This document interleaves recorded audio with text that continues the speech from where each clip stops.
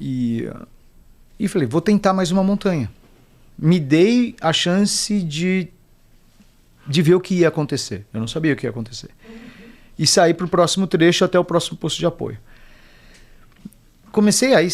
E aí é uma outra situação, Zulu, muito interessante até. Porque eu ficava no meio do caminho, caminhando, comecei a subir de novo e eu ficava, será que eu vou começar a ficar down de novo? Aí eu falava, não, eu não posso pensar nisso, porque se eu pensar nisso vai trazer todo aquele sentimento. Então eu tenho que abstrair. Mas eu me questionava se eu ia passar. Enfim, no momento aquilo passou e eu terminei a prova. Então assim, as pessoas falam, pô, Tugumi, foi muito legal, cara, você superou, você... Cara, eu não superei, eu digo que foi sorte mesmo, porque eu podia ter acordado e não ter continuado, passando mal e enfim, eu podia ter acordado, eu podia ter voltado, né, pro PC anterior e ter desistido lá. Então, foi uma situação assim bem complicada. E eu sou um cara muito questionador, eu gosto de... E eu queria entender por que isso aconteceu. Né? Porque, de novo, experiência eu tinha, eu já era a segunda vez na prova, não era a primeira, então aquele pedágio do novo eu já tinha pago em 2016. E por que tão cedo? Você vinha da PTL em 2015. De 2015, que eu não terminei. Essa eu não terminei. Mas já tinha uma experiência ali de dias. E esse PTL 2015 era o meu segundo PTL. Eu já tinha um PTL de 2013, que esse eu tinha terminado. Então, assim, eu queria entender por que aconteceu tão cedo. Porque assim, se a gente está no quinto dia, porque eu larguei domingo meio-dia, se fosse na quinta-feira, depois de 5 dias na montanha, porque a primeira montanha é linda, a segunda é linda, a terceira mais ou menos, a 30ª é igual à primeira, né? Então assim, e por que tão cedo eu fiquei down? Por que tão cedo eu fiquei de saco cheio? E aquele negócio, né? Para mim, acho que uma das maiores mentiras é que a gente tem que dividir o profissional do pessoal. Eu falo que a gente tem um balde só. Tudo enche o balde. Independente se é de trabalho, se é de família, se é do que for. E eu cheguei de balde bem cheio já lá. É a explicação que eu tenho. E aí por isso que no primeiro estresse que eu tive na prova, o balde transbordou. Né? Se eu tivesse chegado lá, não sei do que, mais tranquilo ou com o balde mais vazio, talvez eu teria suportado mais tempo. Mas isso é hipotético, a gente nunca vai saber. Mas foi a única explicação que eu encontrei por passar por um estresse ou ficar chato com menos de 48 horas, sendo que eu já sabia que ia durar mais de 100 horas.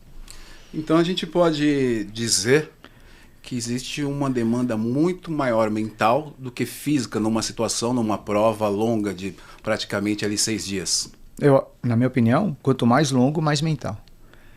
Né? Porque nós dois estamos aqui gravando o podcast, né, o Na Montanha, nós ficarmos aqui conversando por 1 hora, por 1 hora e meia, ok, mas se a gente criar um desafio de que a gente tem que ficar gravando isso aqui por 1 semana, como é que faz? Né? Pega a galera que joga poker, que fica ali dias e dias sentados fazendo, não tem um esforço físico, é um negócio muito mental. Então, para mim, quanto mais longo, mas o percentual de importância de você lidar mentalmente com você mesmo ou com as situações e tal, o percentil vai aumentando, na minha opinião. O Tugumi, diante disso, eu percebi que durante essa jornada, né, como treinador, que existe muito mais uma demanda mental do que física. Porque dar treinamento, teoricamente, é muito fácil, né? Você prescrever o treino ali. E tem algumas demandas que elas são numa questão mental. E aí eu sei que você faz um trabalho com a doutora Vânia Sierra, né, que é um trabalho sensacional. Eu tenho como parceria o Antônio Milandi, que é coach, né, e tem também o Anderson Pinduca, que é psicanalista esportivo.